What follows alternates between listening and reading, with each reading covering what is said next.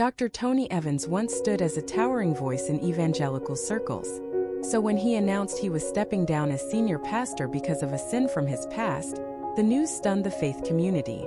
No scandal had broken, no accusations had surfaced, and no media investigation had forced his hand. But his own confession was enough to shake millions who had followed his ministry for decades. For more than 40 years, Evans built Oak Cliff Bible Fellowship into one of the most respected churches in the country. His books, sermons, and nationwide radio broadcasts shaped Christian thought for generations. So when he walked onto the stage that Sunday morning in June of 2024, people expected another powerful message from a man they trusted. Instead, they heard something no one imagined. His tone was heavy, his presence subdued. Then the words came.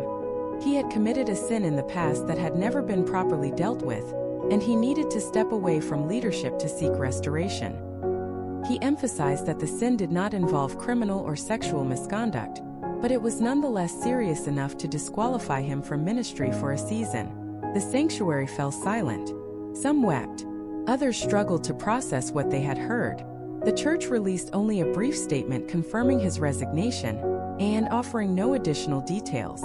That silence fueled speculation online. Social media exploded with theories and debate. Many people grieved. Others praised his honesty.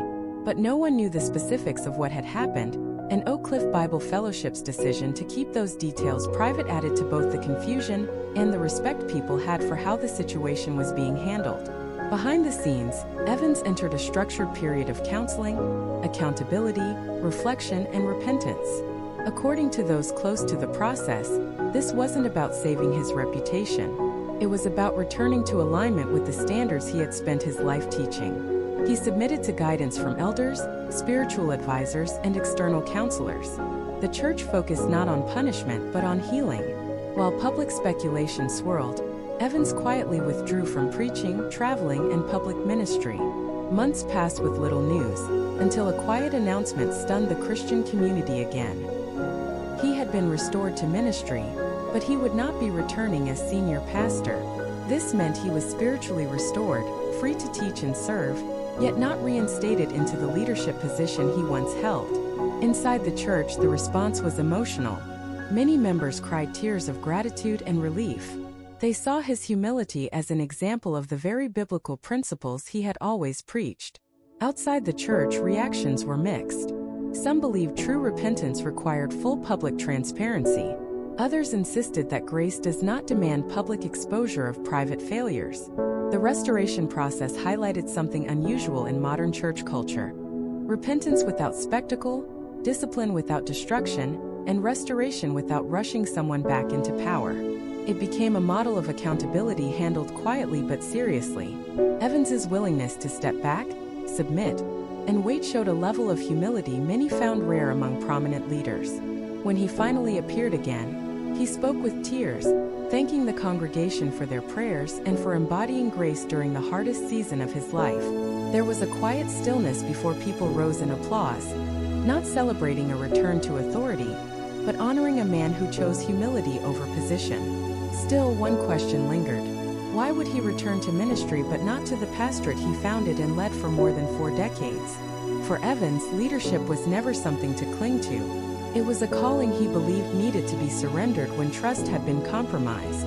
Those close to the church say he expressed clearly that if stepping down permanently helped preserve unity and integrity, then it was the right choice. Biblically, forgiveness does not always erase consequences, and leadership, especially spiritual leadership, is a trust, not a right.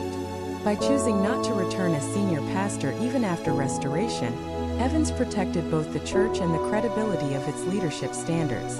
It also allowed room for the next generation of leaders to rise and carry forward the vision he spent his life building.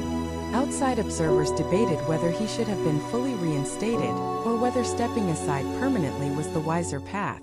But his decision sparked an important conversation about the difference between restoration and reinstatement. Restoration brings someone back into spiritual fellowship.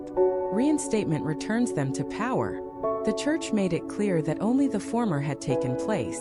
In stepping aside, Evans demonstrated that integrity is often proven not by what you fight to keep, but by what you choose to release.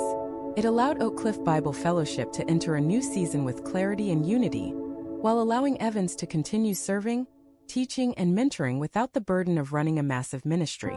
His journey is now seen as both a sobering reminder and a hopeful example, one that shows failure doesn't have to be final, but that forgiveness and accountability can coexist without destroying a person or a church.